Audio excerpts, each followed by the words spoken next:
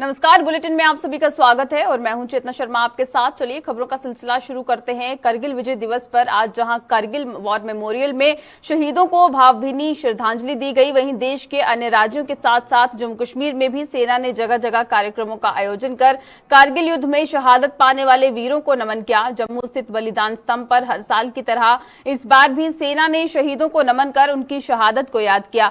उधर जम्मू में ही सेना की टाइगर डिवीजन ने टाइगर वॉर मेमोरियल पर शहीदों को अपने श्रद्धासुमन अर्पित किए। बात करें अगर रामगढ़ के पलोटा गांव की, तो वहां कारगिल शहीद गुरदीप सिंह सैनी के स्मारक स्थल पर सेना ने साथ साथ शहीद के परिजनों ने उन्हें भावभीनी श्रद्धांजलि दी। बहुत गर्व की बात है कि बॉर्डर विलेज में एक जवान ने कारगिल वॉर में जो शहीद दी हुई है, हम सभी को इस पे बहुत गर्व है और हम चाहते हैं कि जो आज का यूथ है यहाँ का, जितने भी नौजवान हैं, इनसे प्रेरणा ले और इसी प्रकार देश की सेवा करें। हमने कुछ जितने भी शहीद परिवार जो है उनको फेलिसिटेट भी करने की कोशिश की है और उनको याद करने के लिए हमें एक इवेंट है। इस इवेंट के द्वारा हम सभी को याद करना चाहते हैं और सभी को धन्यवाद करना चाहते हैं उनके परिवार को कि उन्होंने और उनके परिवार ने जो सैक्रिफाइसेस किए वो बहुत बड़ी बात है। जम्मू कश्मीर में लगाए जा रहे बिजली के स्मार्ट मीटरों को लेकर जगह जगह हो रहे प्रदर्शन के ऊपर अब उपराज्यपाल मनोज सिन्हा ने अपना बयान दिया है। उन्होंने इस चीज को लेकर कड़ी निंदा की है। उपराज्यपाल ने विरोध करने वाले लोगों से अनुरोध करते हुए कहा है कि अगर उन्हें अच्छी सेवाएं चाहिए तो उन्हें उसका भुगतान भी करना होगा। श्रीनगर में आज आयोजित एक कार्यक्रम के दौरान उपराज्यपाल ने अपने संबोधन में कहा कि समर्थ लोगों को सेवाओं का भुगतान करने में कोई हिचकिचाहट नहीं होनी चाहिए, क्योंकि इससे गरीब वर्ग के साथ अन्याय नहीं हो पाएगा। उपराज्यपाल ने हालांकि गरीब वर्ग को सरकार की तरफ से कुछ सहूलियतें देने की तरफ भी इशारा किया। उन्होंने ये भी कहा कि लोगों को बेहतर बिजली मुहैया करवाना सरकार की जिम्मेदारी है, लिहाजा इसमें समर्थ वर्ग को अपना सहयोग देना होगा। मीटर लगाने का विरोध किया जाए, मैं विनम्रता से निवेदन करना चाहता हूं, फायर सर्विसेज की कीमत को देनी पड़ेगी। अगर अच्छी सेवा चाहिए तो उसका भुगतान करना चाहिए, बिना भुगतान के अच्छी सेवा नहीं मिल सकती। और इसलिए मेरा निवेदन होगा सबसे, इसमें आप सहयोग करिए। हाँ, इस बात से मैं इत्तेफाक रखता हूं कि गरीब आदमी को सहूलियत दी जानी चाहिए, लेकिन जो लोग समर्थ हैं, जो दे सकते हैं, वो भी अगर भुगतान नहीं करेंगे तो आप समझिए कि आप अपने साथ अन्याय नहीं कर रहे हैं, उस गरीब के साथ अन्याय कर रहे हैं जिसको हम मदद कर रहे हैं। और इसलिए मेरा अनुरोध होगा कि जो समर्थवान लोग हैं वो बिजली का भुगतान करें। ये हमारी जिम्मेदारी है प्रशासन की, पीडीटी के साथियों, हम आपको बेहतर बिजली 24/7 क्वालिटी पावर दें। गरीबों के लिए निश्चित रूप से हम आगे कुछ व्यवस्था करेंगे।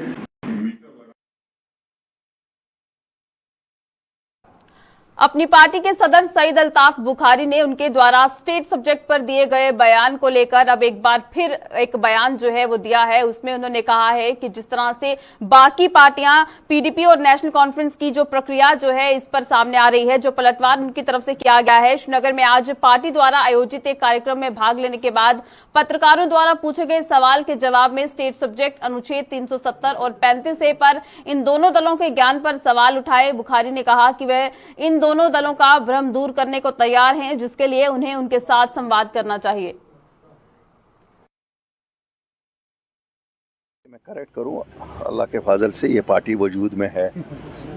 मैंने कहा इंशाअल्लाह अगर अल्लाह के फजल से हम लोग पावर में आए तो स्टेट सब्जेक्ट रेस्टोर किया जाएगा। जो हमारी स्टेट सब्जेक्ट शिनाख्ती हमारी दी जाती थी, स्टेट सब्जेक्ट जिनके पास है उनको स्टेट सब्जेक्ट ही से काम चलेगा और वो हमारी आइडेंटिटी को हम सब फख्र महसूस करते हैं कि हमारे पास स्टेट सब्जेक्ट सर्टिफिकेट है। कोई ताल्लुक नहीं है, वो कंफ्यूज्ड है। उनको ये स्टेट गवर्नमेंट का इख्तियार है, उनको कहिए मेरे पास आए, मैं उनको थोड़ा सा क्लैरिटी में लाऊंगा, क्यों वो कंफ्यूजन में है। अभी जो 5 अगस्त 2019 को सानिया हुआ ना, शायद वो ख्वाब गफलत में भी ये नहीं सोच रहे थे कि उनको लगता था इक़्तिदार उनकी मुट्ठियों में है और वो जो चाहेंगे दिल्ली को शायद डुबकी उसको कहते हैं ना, जिस तरह बंदर नाचता है ना, ये बंदर की तरह नाचते थे। आज की बार मुझे लगता है इस बंदर को सुलाया है उन्होंने, तो जब नींद से उठेंगे हम। कश्मीर में सेवाएं दे रहे कश्मीरी पंडित मुलाजिम अभी भी सरकार द्वारा दी गई आरक्षित वर्ग की ट्रांसफर पॉलिसी से खुश नजर नहीं आ रहे हैं। कश्मीरी पंडितों ने आज एक बार फिर इसी तरह से एक धरना प्रदर्शन किया है, जहां आज बड़गाम श्रीनगर मार्ग पर धरना देकर सरकार पर उनके साथ भेदभाव का उन्होंने आरोप लगाया है। उन्होंने आरोप लगाया कि सरकार उनकी रीलोकेशन की मांग को नजरअंदाज का संज्ञान नहीं ले रही है और न ही उन्हें बातचीत के लिए बुलाया जा रहा है। वो आरक्षित वर्ग की ट्रांसफर पॉलिसी के खिलाफ नहीं है, लेकिन सरकार को उनके बारे में भी कुछ सोचना चाहिए। हमारा एक ही वजह है, एक तो इन्होंने मीडिया अलो नहीं कर रहे हैं कुछ दिनों से, हमें अंदर बंद रखा 76 दिनों से, प्रोटेस्ट 76 दिनों से हमारा कंटिन्यू जारी है। सिर्फ आज ये जो कल गवर्नर साहब ने जो रिजर्व कैटेगरी के लिए ट्रांसफर पॉलिसी बनाई है, हम लोग कह रहे हैं, हम लोग देशवासी हैं, हम लोगों ने खून पसीना बहाया, हमारे लिए ट्रांसफर पॉलिसी क्यों नहीं? उनके लोग इतने, वो भी हमारे भाई, उनके लिए अच्छा है, हमारे लिए भी क्यों ट्रांसफर पॉलिसी नहीं बनेगी? जो हमारी डिमांड है बिगनिंग से रिलोकेशन का, उस पर संज्ञान नहीं लिया गया और गवर्नमेंट हमें बुलाती नहीं है बातचीत के लिए। उन्होंने ब्रेकअप क्यों किया बातचीत के लिए? गवर्नर साहब ने जो रिजर्व कैटेगरी के लिए जो ट्रांसफर पॉलिसी बनाई है, जो कश्मीरी पंडित जो पीएम पैकेज है, नॉन पीएम पैकेज है, उनके लिए क्यों नहीं? ये भेदभाव क्यों है? हमारा यही मकसद नहीं था, हम एडमिनिस्ट्रेशन के खिलाफ नहीं है, बट उनसे नाराज जरूर है। हम पीसफुल प्रोटेस्ट कर रहे थे, हम अंदर शेखपुरा कॉलोनी में, हम किसी को कोई प्रॉब्लम नहीं क्रिएट कर रहे थे। मगर जब हमको पता चला कल हमारे साथ डिस्क्रिमिनेशन हुआ है, उनके लिए ट्रांसफर पॉलिसी बनाई है, हमारे भाइयों के लिए बनाई है, कमेटी बिठाई है, मगर हमारे साथ ऐसा डिस्क्रिमिनेशन क्यों? हमको क्यों नहीं, हमारे लिए क्यों नहीं सोच रही है गवर्नमेंट? हम कब से 3 महीने होने को है राहुल भट्ट की शहादत को। मेरे को दूसरी बात ये समझ नहीं आती कि NIA बैठी थी, SIT बैठी थी, उसका रिजल्ट क्या हुआ? अभी तक उसका कोई जवाब नहीं है। इस चीज की खफा, मतलब हम इसी चीज को लेकर खफा है और आज हमने फिर से रोड ब्लॉक किया है। कांग्रेस नेता सोनिया गांधी आज एक बार फिर ईडी दफ्तर पहुंची और ईडी कार्यालय में उनके लिए जो आज पूछताछ उनके साथ जो की जा रही थी, उसके खिलाफ कांग्रेस पार्टी के लिए कांग्रेस पार्टी की तरफ से आज देश भर में धरना प्रदर्शन जो है ये किए गए और इन पार्टियों के नेताओं का गुस्सा 7वें आसमान पर पहुंच गया। कांग्रेस पार्टी ने देश भर में प्रदर्शन कर सोनिया गांधी को झूठे मामले में फंसाने का आरोप लगाया। जम्मू में कांग्रेस नेताओं और कार्यकर्ताओं ने पार्टी मुख्यालय के बाहर धरना देकर आरोप लगाया कि सोनिया गांधी पर लगाए गए आरोप पूरी तरह से बेबुनियाद हैं। साथ है तानाशाही, हमारे साथ है, हम तुम्हारे साथ हैं, खामोश नहीं हो सकता, हम तुम्हारे साथ नहीं हो सकता, उसके खिलाफ CBI इनको छोड़ दो। जाली परिवार या कानून के खिलाफ कोई आरोप पत्र कोई नहीं, FIR कोई नहीं, मुलाजमों को तनख्वाह दी गई, वो 1937 का अखबार था, पत्रकार और बाकी मुलाजमों को तनख्वाह दी गई, वो घोटाला, कोई पैसा खाया नहीं, कोई प्रॉपर्टी जीती नहीं, बुनियाद क्योंकि महंगाई पे काबू नहीं, बेरोजगारी पे काबू नहीं, तमाम जगह पे विफलता है। 80 रुपये का $1 हो गया है, मोदी सरकार विफल है, इसलिए वो कोशिश कर रहे हैं कि किसी बहाने से लोगों का ध्यान रखें। सोनिया जी आगे बढ़ो।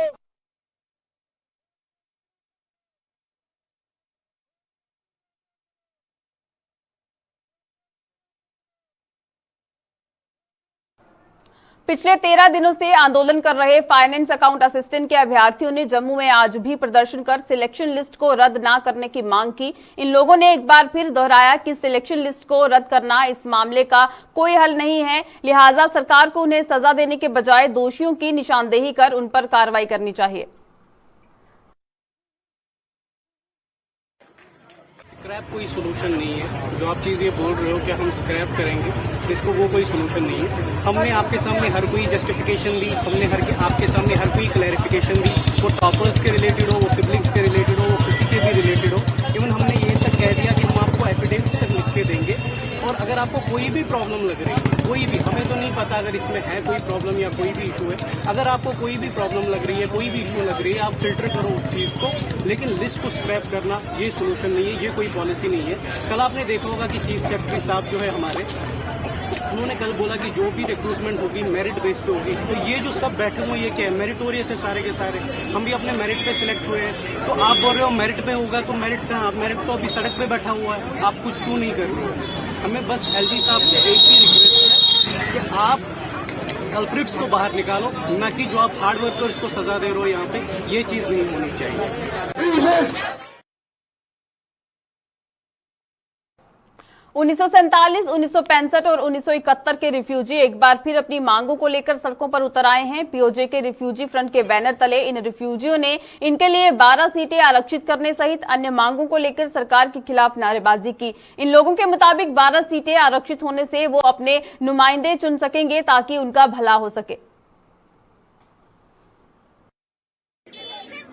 डिलिमिटेशन कमीशन ने रिपोर्ट दी है, पार्लियामेंट चल रही है, तो हम चाहते हैं कि हमारे लिए 12 सीटें जो है पीओजे के लिए वहाँ रिजर्व की जाए, जो पार्लियामेंट सेशन चल रहा है उसमें, क्योंकि किसी भी हर बार हम दूसरे लोगों को वोट डाल देते थे, किसी ने हमारी आज तक 75 साल में सुनाई नहीं की है। तो हम चाहते हैं कि हमारे अपने नुमाइंदे चुने जाएं ताकि हमारा भला हो। नंबर 2, 5.5 लाख रुपया बन रहा था, अभी 20% फाइलें जो लोगों की पेंडिंग पड़ी है, लेकिन गवर्नमेंट ने स्कीम को बंद कर दिया।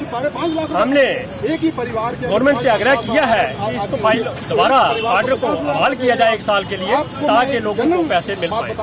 24.5 लाख रुपया जो बकाया हमारा है वो एक ही गो में सभी को एक ही बार दे दिया जाए। इसके अलावा रिफ्यूजी बोर्ड बनाया जाए ताकि लोगों की भलाई हो पाए। लोग गरीब जो है, इनके बच्चे पढ़ नहीं पाए हैं और गरीबी की दशा में घूम रहे हैं।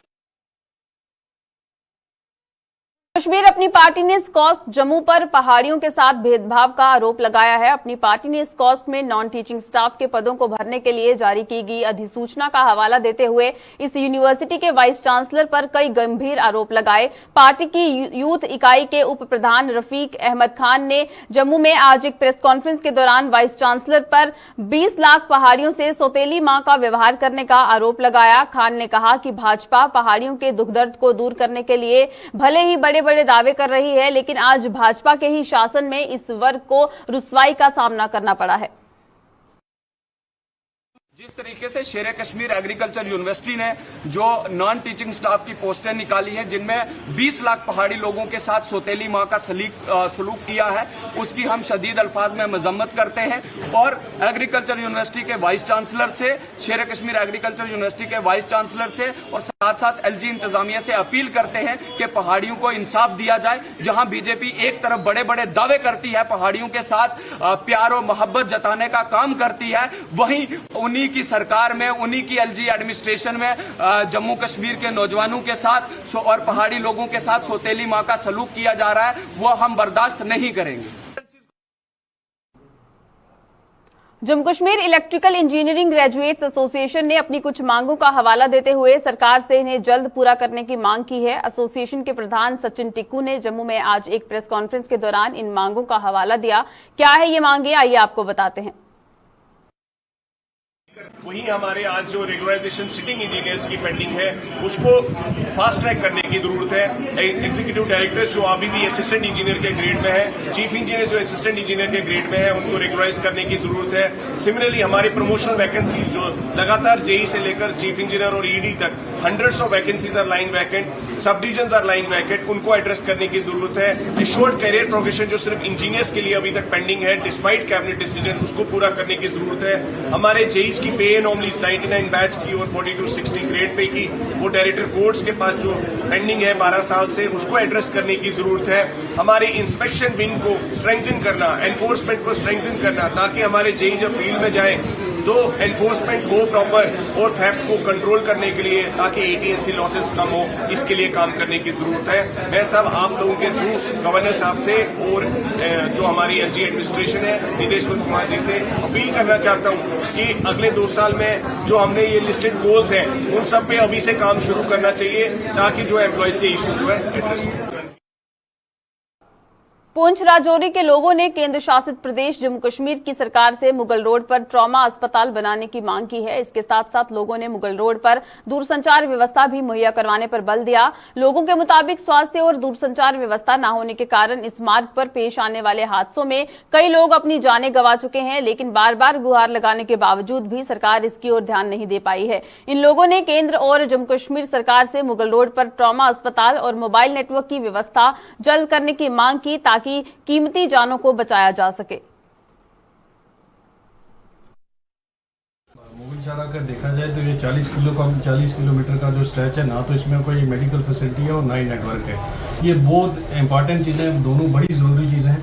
कम से कम नेटवर्क होना चाहिए। अगर वहाँ कोई किसी के साथ हादसा हो जाता है तो उसका, तो मैं कहता हूँ उसका मरना तय है, क्योंकि वो नेटवर्क की रेंज में ही नहीं, वो नेटवर्क को उसकी इन्फॉर्मेशन ही नहीं पहुँचती है। बहुत ज़रूरी है यहाँ पे एक नेटवर्क फैसिलिटी होनी चाहिए और एक मेडिकल फैसिलिटी, दोनों ये बहुत ज़रूरी है, नहीं तो यहाँ लोग बिना मौत मरते हैं।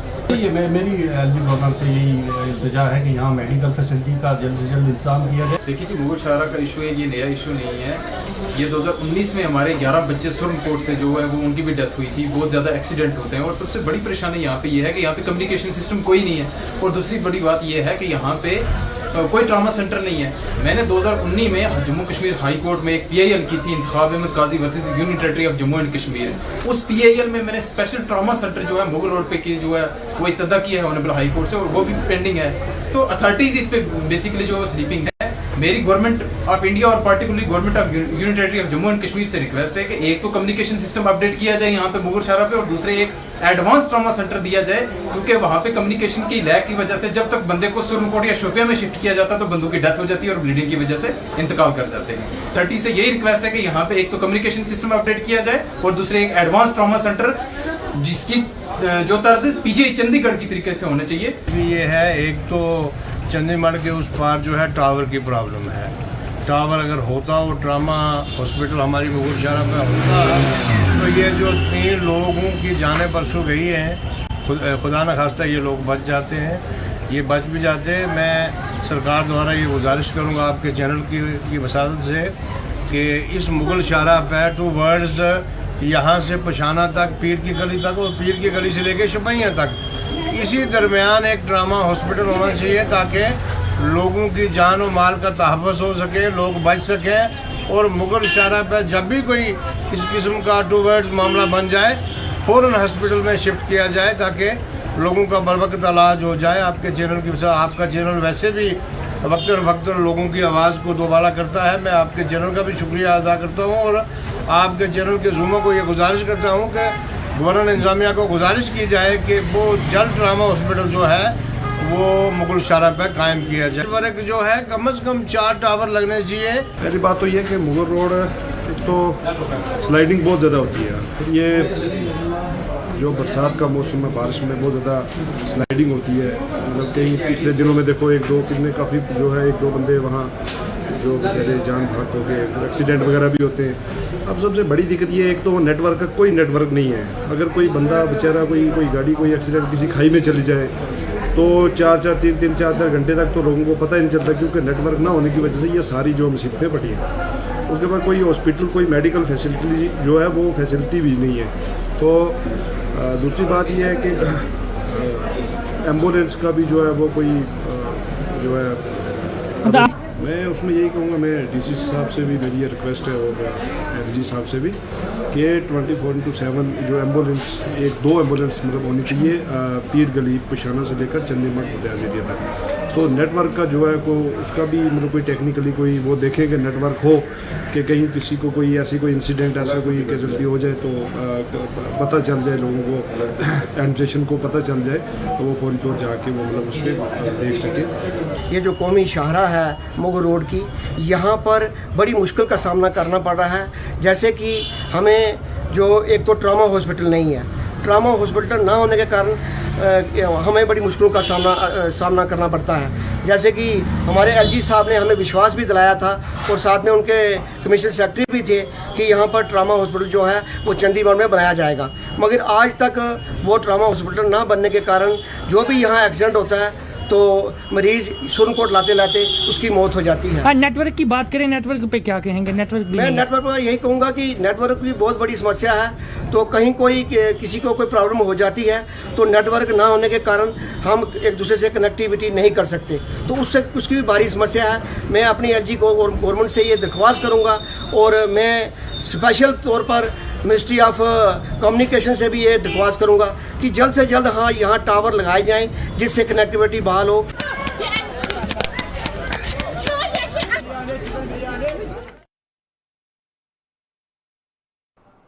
जनता को सुविधा देने के उद्देश्य से सरकार ने सरकारी कार्यालयों में ऑनलाइन सिस्टम शुरू किया है, लेकिन जम्मू के आरटीओ कार्यालय में सरकार का ऑनलाइन सिस्टम लोगों के लिए सिर दर्द बन गया है। आरटीओ कार्यालय के ऑनलाइन सिस्टम से ट्रांसपोर्टरों के साथ साथ आम लोग भी परेशान हैं। ट्रांसपोर्टरों का आरोप है कि ऑनलाइन सिस्टम ठीक तरीके से न चलने से उन्हें भारी नुकसान पहुंच रहा है। वो इस समस्या को लेकर कई बार आरटीओ जम्मू से संपर्क कर चुके हैं, लेकिन अभी तक इस समस्या का समाधान नहीं हो पाया। इन लोगों के मुताबिक फीस जमा करवाने के बावजूद भी उनकी गाड़ियों के परमिट रिन्यू नहीं हो रहे हैं, जिससे गाड़ियां पिछले कई महीनों से खड़ी रहने के कारण उन्हें भारी नुकसान उठाना पड़ रहा है। मेरी फी उन्होंने सबमिट करी थी, इसकी डेट है सर, अभी मैं अभी क्लियर करता हूँ। अभी 1.5 महीना हो गया सर। एक परमिट की फीस थी, जो परमिट क्या है तो इन्होंने देखना होता है कि जो हमारी गाड़ी जो है घर में खड़ी है, हमने बैंक से लोन लेके रखा हुआ है, तो वो जो हम गाड़ी हम अपनी घर में अपनी खड़ी रख रहे हैं, ठीक है। तो और सर मैं देखिए ये इन्होंने 350 रुपये फीस जमा करवा दी। ये देखिए सर 350, मैं आपको जूम करके दिखाता हूँ सर। ये देखिए गाड़ी नंबर और ये देखिए अभिषेक शर्मा, और देखिए इन्होंने गाड़ी की फीस आज से 1.5 महीना पहले की जमा करवाई हुई है सर, 1.5 महीना पहले की। और हमें डेली से बुला रहे हैं, मंडे को, ट्यूसडे को, वेडनेसडे को, तब हो ये बोल रहे हैं। कभी बोलते हैं यो वो हो जाता है, कभी वो हो जाता है इनका। सर इनको चाहिए कि लीगली ये बोलते हैं कि आपका कोई एजेंट था, अगर चलो माना कि एजेंट था, अगर नहीं एजेंट होता फिर क्या करते हम लोकल पार्टीज के, हम एजेंट को क्या करना है। मैंने इनको बोला भी, मैंने बोला आप मेरे से ले लो, जो एजेंट से पैसे लेते हो मेरे से ले लो, ठीक है, जो भी। फिर भी इनका काउंटर बंद रहा। आज मैं दुखी होकर इधर आया हूँ सर। पहली बात है कि इन्होंने जो ऑनलाइन की है, क्योंकि पंजाब और दिल्ली और हरियाणा और भी स्टेट हैं जिन्होंने जहाँ ऑनलाइन हो गया है, और मैं ये कहना चाहता हूँ कि पहले इन्होंने अपना सिस्टम को ठीक करना था, उसके बाद इन्होंने ऑनलाइन करना था। इन्होंने डायरेक्ट ऑनलाइन कर दी है, और इनको जैसे अब LA की फ़ीस है, परमिट की फ़ीस है, वो भरी जा रही है, ऑफलाइन भरी जा रही है, उसमें परमिट नहीं निकल रहा है। ये सबसे बड़ी जो है वो NIC के जो राकेश गुप्ता है, सबसे बड़ी उसने गड़बड़ी की हुई है कि उसको पता नहीं है काम करने का, ना उसको काम आ रहा है। आज से 3 महीने पहले हमने उसको कहा था कि कोई हमारी जो फीसें हैं, जैसे कि हमारी परमिट की फीसें हैं, जो ऑटो या 3 व्हीलर है उसकी 1000 रुपये फ़ीस है, उसके बाद हम लेट फीस नहीं देते हैं, वो रुक जाती है। 7000 रुपये लेट फीस इसकी है, ट्रक की है, वो रुक जाती है। उसके बाद बस की फीस है 10,500 रुपये, वो भी रुक जाती है।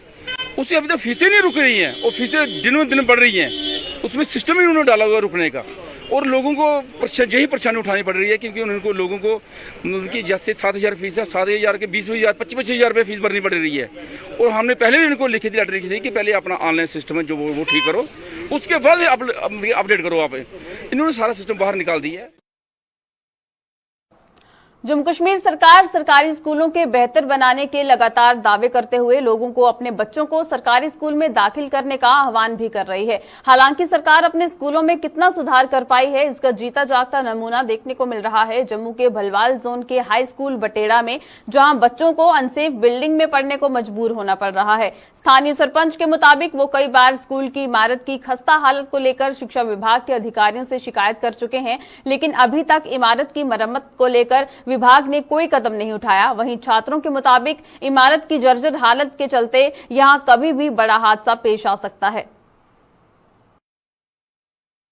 स्कूल में टॉयलेट से लेके सब कमरों तक बहुत ही परेशानी है। जब बारिश आती है तो अंदर पानी आता है बहुत सारा, तो गिरने का डर रहता है लैंटर का, तो बहुत ही परेशानी होती है पढ़ने में भी हमें। हाँ, कई बार गिरे थे बच्चों के ऊपर, उनके ब्लड भी निकल आया था, बहुत ज़्यादा हुआ था, तो फिर खतरा होता है बहुत। अगर कल को कोई हादसा होगा कौन जिम्मेवार होगा इसका? उसके लिए फिर गवर्नमेंट ही जिम्मेदार होगी। क्या कहना है, जब बारिश होती है तो कितना पानी अंदर आता है? सर बहुत पानी आता है अंदर। स्कूल का नाम गवर्नमेंट हाई स्कूल बटाना है और हमारे स्कूल में बहुत सी प्रॉब्लम है, यहाँ तक कि टॉयलेट भी अच्छे नहीं हैं और हमारे स्कूल की जो बिल्डिंग है वो भी टूटी हुई है। यहाँ पे बहुत खतरा है, हमें पढ़ने में भी खतरा है। इस टाइम बरसात का मौसम है तो ऊपर से छत गिरने का वो भी है अभी बारिश हो रही है, लगता है कि कुछ बच्चों का ये कहना है कि जब बारिश होती है तो सारा पानी अंदर आता है। हाँ। तो कितनी दिक्कत होती है, जब क्या क्या हालत होते हैं जब बारिश होती है? जब बारिश होती है तो बच्चों को बहुत कम रूम है तो बहुत मुश्किल से एडजस्ट करना पड़ता है हर क्लासेस को। तो एक दो क्लासेस में जो ऊपर का एरिया है छत का वो सारा नीचे गिरने का डर रहता है। तो पानी आता है? हाँ, पानी भी बहुत आता है अंदर। कभी ऐसा हादसा हुआ है ऊपर से कुछ गिरा है, जैसे हमने देखा लेंटर की बहुत ही जर्जर हालत? हाँ, एक बार टीचर के ऊपर गिरा था, वो बहुत मतलब कि उनकी थोड़ी वो हो गई थी, बचाव हो गया था, उनको लगी नहीं थी, फिर भी डर है थोड़ा सा। मैं आपसे ये उम्मीद लगाता हूँ कि आपकी ये जो खबर है ये हाई कमांड तक ज़रूर पहुँचेगी। ये स्कूल की जो हालत है बहुत ही खस्ता हालत है, जहाँ पर मैट्रिक तक जो स्कूल है 10 क्लासेस हैं लेकिन बैठने के लिए सिर्फ 3 रूम हैं। जो 3 इधर पुराने वाले रूम हैं ये गिर रहे हैं, 7 से उसका जो 7 है जो प्लस्तर है उसका गिर रहा है, बच्चों के सिर के ऊपर भी 2-4 बार गिरा है। मतलब ये जो बैठने के लायक नहीं है। मतलब इसको जो सरकार ने जो डिसमेटल करने का आर्डर भी दिया था लेकिन अभी तक इसको डिसमेटल नहीं किया गया है। मैं खुद सरपंच होने के नाते मैं 3 बार चीफ ऑफिस चक्कर लगा चुका हूँ, हर बार आश्वासन मिलता है कि आपको बहुत जल्द आपको फंड्स दिए जाएंगे, लेकिन आज तक जहाँ पर 1 रुपये का फंड्स नहीं दिया गया है, कोई बैठने के लिए बच्चों के बैठने के लिए जगह नहीं है। आप मीडिया के माध्यम से आप अपने कैमरे के माध्यम से आपको दिखा सकते हैं कि इसकी क्या हालत है। चलिए बुलेटिन में फिलहाल इतना ही, दीजिएगा इजाजत, नमस्कार।